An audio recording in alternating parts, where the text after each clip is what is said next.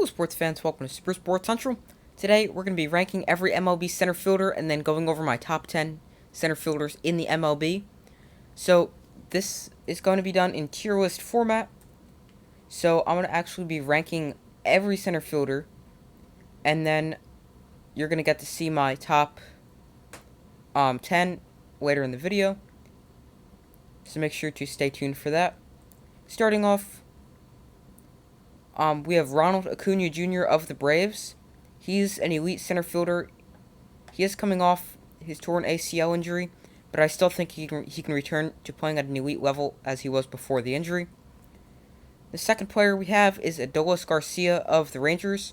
He had a great rookie campaign last year. I'm going to give him above average. Next up, we have Akil Baddoo of the Tigers.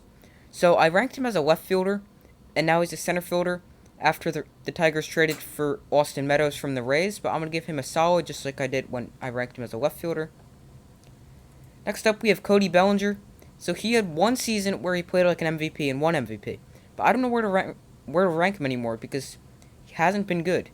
So I'll just give him a solid because that's like right in the middle, but I really have no idea where to place him. Next up, we have Reynolds of the Pirates. He's an above average center fielder, underrated but definitely above average. Next up, we have Buxton of the Twins. I think he's elite. He's underrated. He has some trouble staying healthy, but when he is healthy, he's one of the best center fielders in the game. Next up, we have McCormick of the Astros. Solid, only second year in the majors. I think he's a solid center fielder. Next up, we have Cristian Pache of the A's. He's only 23, hasn't played much. I'll give him a solid. Next up, we have Harrison Bader of the Cardinals. I'm going to give him above average. Another player I feel is underrated. But he's a great player for the Cardinals and above average center fielder. Next up, we have Jason Heyward. He's still a good, solid center fielder for the Cubs.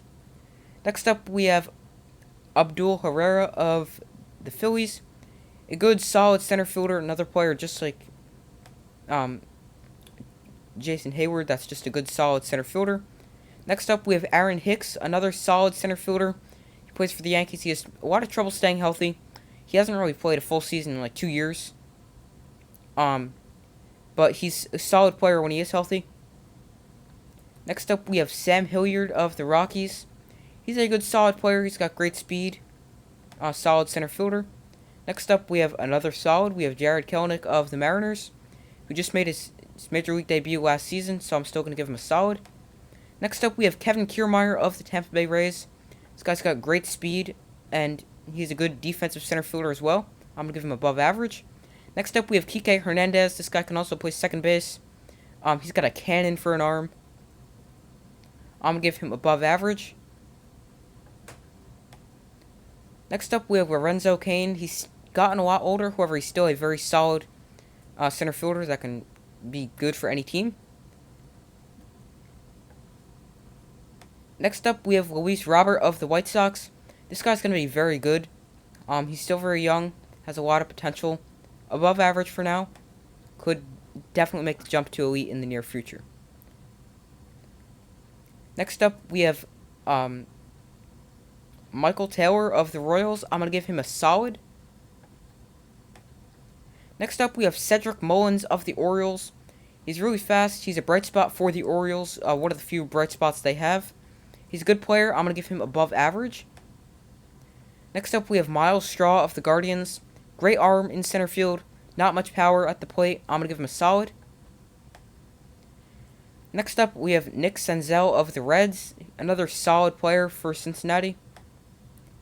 Next, we have Brandon Nimmo of the Mets. Another solid center fielder. Next up, we have Victor Robles of the Nationals. This guy's another fast guy. As you want a guy who's fast to play center field, as they have to cover a lot of ground. I'm going to give him a solid. Next up, we have Jesus Sanchez of the Marlins. Solid. Hasn't played much in the MLB. Next up, we have George Springer. I'm going to give him above average for the Blue Jays. He's a good center fielder. If they choose to bat him leadoff, he's a good option to go there. He hits a lot of leadoff home runs. Next up, we have underrated center fielder Trent Grisham of the Padres. I'm going to give him above average. He's still very young. Next up, we have Mike Trout. He's had injury problems, however, he's still one of the best center fielders in the game, if not the best. Next up, we have Dalton Varsho of the Diamondbacks. I sure hope I said his name right. I'm going to give him a good or solid. And last up, we have Mike Yastrzemski of the Giants, above average. So those are my rankings of every center fielder. Now on to my top 10.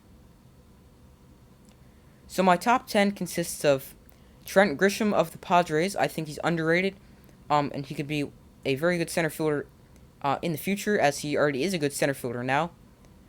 9, we have Harrison Bader of the Cardinals. 8, we have Kike Hernandez of the Red Sox. 7 is Cedric Mullins of the Orioles. 6 is Byron Reynolds of the Pirates. 5 is George Springer of the Blue Jays. 4 is Louise Robert. 3 is Byron Buxton. As I mentioned, he has injury problems, but when he's healthy, he's really good. 2 and 1. Really could go in any order. I'm taking Mike Trout at number 2 here. He's had trouble staying on the field lately, and he's gotten older. And I take Ronald Acuna Jr. over Mike Trout because I think he's a very, very good center fielder and the age factor. So let me know who you think is the best center fielder, either Mike Trout or Ronald Acuna Jr. Let me know if there's anyone I missed on my top 10 list, if there's anyone you would have ranked differently. That's all for this video. Thank you for watching. Like, subscribe, and comment. I do my best to post as often as possible. So like, subscribe, comment, and I will see you in the next video.